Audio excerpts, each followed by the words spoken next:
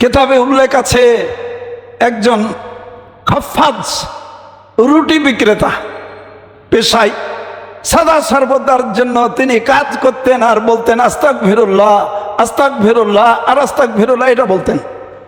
বলতে বলতে এক সময় তিনি আল্লাহ রাব্বুল আলামিনের কাছে মুস্তাজাবুদ দাওয়াতে পরিণত হয়ে গেছিলেন। মুস্তাজাবুদ দাওয়াত অর্থ এই, তিনি যা দোয়া করবেন সব আল্লাহ পাক কবুল করে নেবেন, কোনোটাই কবুল করতে বাধা থাকবে না। ইমাম আহমদ বিন হাম্বল রহমাতুল্লাহ আলাই একদিন সফরে বের হয়েছেন, এক মসজিদে তিনি নামাজ আদায় করলেন। খুব কনকনে শীত, রাত্রে ওখানে শুয়ে থাকবেন। মসজিদের খাদেম বলতেছে নামাজ শেষ, মুরব্বী মসজিদ থেকে বের হয়ে যান। তো বলতেছে যে বাবা, আমি এসার সময় যেমন মুরব্বী থাকলাম, ফজরেরও মুসল্লি থাকবো, তো আমাকে দয়া করে একটু মসজিদে থাকতে দেওয়া হোক, ফজরের পর আমি চলে যাব। যে মসজিদ কমিটির অনুমতি নাই, মসজিদে থাকতে যাওয়া হবে না, আপনি বের হলে হন, না তো আমি গাড়িটা পরিষ্কার যা আছে সব টেনে ফেলে দেবো। ইমাম আহমদ বিন হাম্বল রহমাতুল্লাহ আলাই, যিনি হাম্বলি মাযহাবের প্রতিষ্ঠাতা, একটা মাযহাব যার নামে চলে, তিনি বের হয়ে গেলেন। খুব ঠান্ডায় শরীরে কাঁপুনি।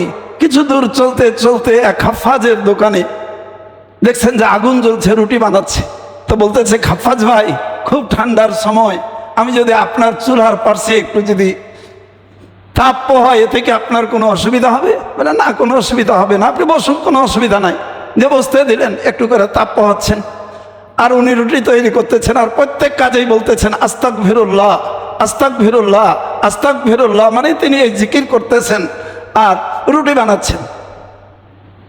তো তিনি চিন্তা করছেন যে আমি তো হাদিসের বড় মুহাদ্দিস, আর এই বেটা তো শুধু আস্তাগফিরুল্লাহ বলে, ব্যাপারটা কি?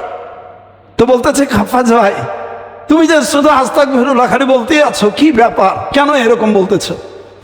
তো বলতেছে যে মাওলানা সাহেব, অন্যান্য ইবাদত বন্দেগী আল্লাহ পাক যা বলেন সেগুলো করি, আর আমি তওবা আর ইস্তেগফারের নিয়াতে শুধু আস্তাগফিরুল্লাহটা এই কারণে করি যে আল্লাহ পাক আমার উপর সন্তুষ্ট হয়ে গেছেন, আর আমার দোয়া আল্লাহ পাক সব কবুল করে নেন। কইছে তাই? কইছে পৃথিবীতে এমন কোনো দোয়া নাই যে আল্লাহ পাক কবুল করেননি, সমস্ত দোয়া কবুল করে নিয়েছেন, কিন্তু একটা দোয়া বাকি আছে। সেই দোয়াটা হলো, আমি আল্লাহ পাকের কাছে দোয়া করেছি যে আল্লাহ পাক এই জামানার বড় মুহাদ্দিস, বড় ইমাম আহমদ বিন হাম্বল রহমাতুল্লাহ আলাই, যতদিন পর্যন্ত তার সাথে দেখা না হবে এবং তার কপালে একটা চুমু দিতে না পারবো, আল্লাহ পাক তুমি আমার মওত করিও না। তো এই দোয়াটা বাকি আছে শুধুমাত্র। কেন জানি আল্লাহ পাক এই দোয়াটা কবুল করতে বিলম্ব করছে, আমি কিছুই বুঝি না।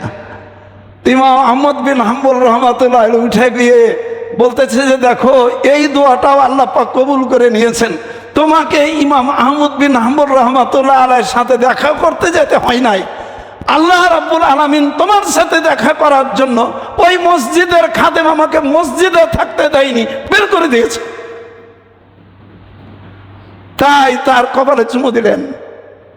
আমাদের কত রকমের ওজার আপত্তি থাকে, কিন্তু আমরা তো জানি যে আমরা কত বড় আবেদ, আমরা কত বড় নেককার, কত বড় গুনাহগার, এটা আমরা সবাই জানি।